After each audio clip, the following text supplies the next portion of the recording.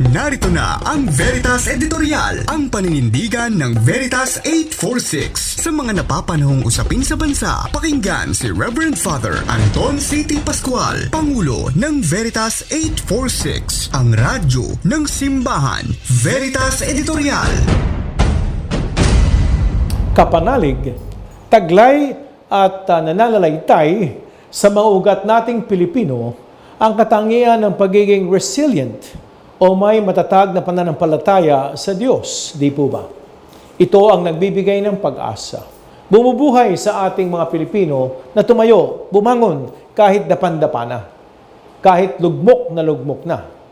Sabi nga habang buhay may pag-asa sapagkat may Diyos. Nilugmok tayo ng husto ng bagyong Yolanda, kung naalala niyo po. 7.2 magnitude na lindol na tumama sa Bohol at karatig lalawigan. Sunod-sunod na malalakas na bagyo, pagsabog ng mga bulkan. Abay tayong mga Pilipino ay hindi sumusuko. Taas noo pa rin tayong tumayo sa pamamagitan ng pagtulungan, pagdamayan, pagbabayanihan. Mga mayamang tradisyon nating mga Pilipino. At higit sa lahat ang ating matatag na pananalig sa Diyos na kasama natin sa paglalakbay. Kaya nga napakalakas ng ating debosyon sa Jesus Nazareno ng Quiapo. Kapanalig, nakakalungkot at nakakagalit lamang na marinig mismo ng ating mga opisyal ng pamahalaan na dumararas tayo mga Pilipino ng typhoon fatigue, typhoon burnout. Ito daw ay resulta ng sunod-sunod na tropical cyclones na tumama sa bansa sa nakalipas na 2 buwan. Inihayag ni Office of Civil Defense Administrator Ariel Nepomuceno na ang typhoon fatigue ay nararanasan ng mga nagsasagawa ng disaster response, rescue personnel at mga mamamayan na labas-pasok sa evacuation centers. Ang paulit-ulit na search, rescue, relief operations sa mga biktima ng kalamidad ay nagdudulot na ng kawalan ng pag-asa. Sinasabi din ng pinuno ng Department of Environment and Natural Resources at Department of Health na malaki ang psychological impact ng mga nararanasang kalamidad sa mga biktima, maging sa mga tumutugon sa kanilang pangangailangan.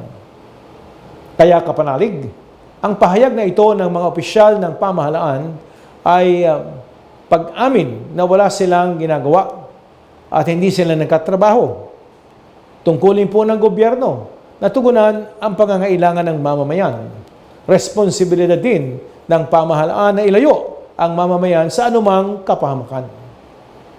Ika nga ay common sense. Alam nating mga Pilipino na ang Pilipinas ay isang tropical country at mahigit 20 bagyo kada taon ang bumibisita sa atin. Bago mag-landfall ang isang bagyo ay alam na ng pamahalaan, mga ahensya nito, mga local government units, kung saan tatama sa totoo lang. Kung ganun kalakas ang bagyo, ang tanong, bakit hindi pinaghahandaan?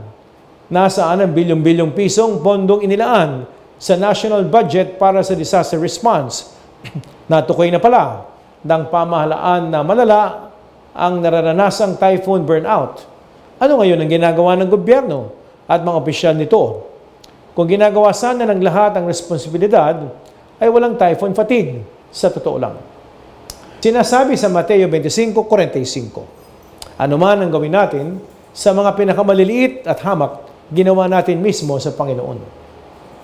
Ipinapaalala din ng Salmo 46:1-2, God is our refuge and strength, an ever-present help in trouble. Therefore, we will not fear, though the earth gave way and the mountains fail into the heart of the sea. Kapanalig, paulit-ulit na sinasabi ng simbahang Katolika na ang pagtulong, paglingap, pagkapadama ng awa at habag ng Panginoon sa kapwa-tao ay walang kapaguran. Ika nga hindi po mapapatig.